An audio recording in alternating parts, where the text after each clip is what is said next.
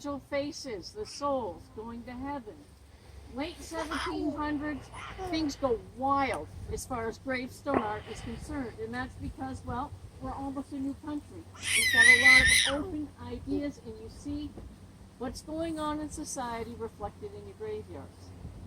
Late 17, early 1800, it's like everything's turned on its head. And I was a bit of a snob for many, many years because I loved the old hand-carved stuff that was just got you in the gut, you know, bones and hourglasses and memento mori, all that stuff. I love that stuff. And then it changed into willows and ferns. How boring. You know, it was like it was rubber stamped dime a dozen, especially up in northern Vermont. We didn't get a lot of the cool stuff. And I thought it was melodramatic and it was full and etc. Who knew? Yes, everything was turned on its head. God was no longer in the picture, i.e., the judge and the jury as to whether we go to heaven or not. God is still up there, but what happens in this 19th century is that suddenly the focus is more down here on earth. The focus is on us. We know the person that we've lost has gone to heaven because they've lived a good life, but the focus is on us and what we've lost in our grief and our sorrow. Whole different animal. And it took me a long time to fully understand the big change because I thought in that old way. If you were at the talk, I wrote a couple of things, protect and preserve, which is so important in life and in general.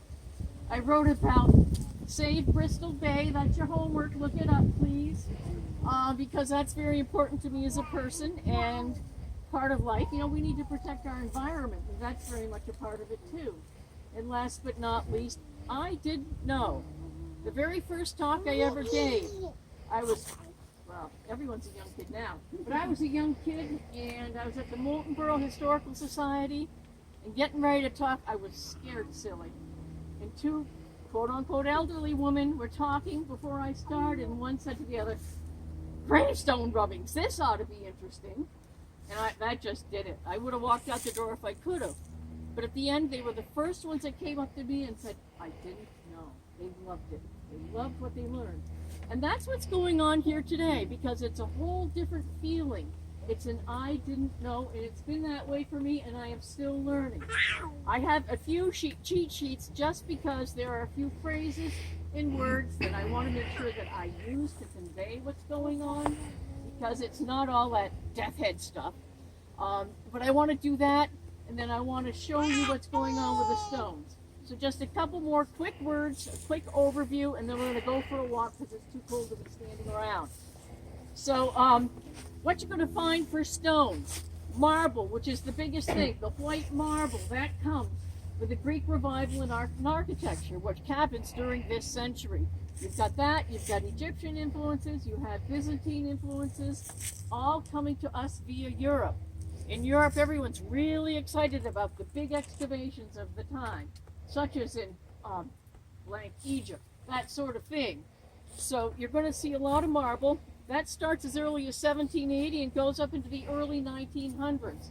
You're going to see a lot of granite here. That starts in about 1860 and goes on. The other thing, we're going to show you one thing that's great today, is white bronze. Is anybody familiar with the white bronze?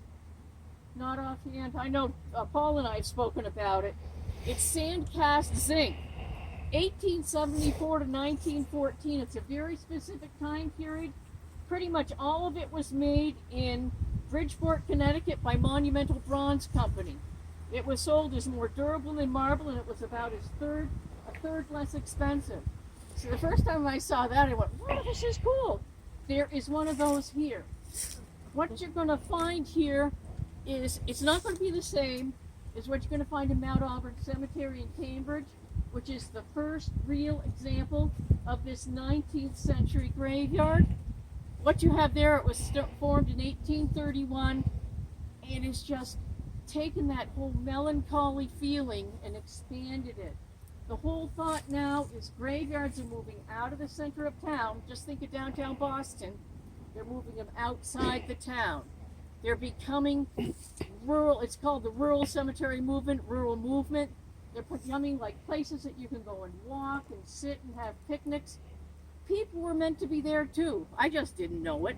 but they're sort of patterned after the gardens that you find in Europe. Go to Mount Auburn someday. That is just, whew, amazing. What you're going to find there is you're going to find sculpture. There's a little bit of that here. You're going to find mausoleums. We don't have a lot of that here. And those are the biggest difference. The sculpture is off the map. But I'm going to point out things that you see there here. I'm going to point out special things here that are unique, that are part of this overall movement. So, well, let's get going. I always get tired of talking in the words. Let's just go look at gravestones, because it's time to go. We'll talk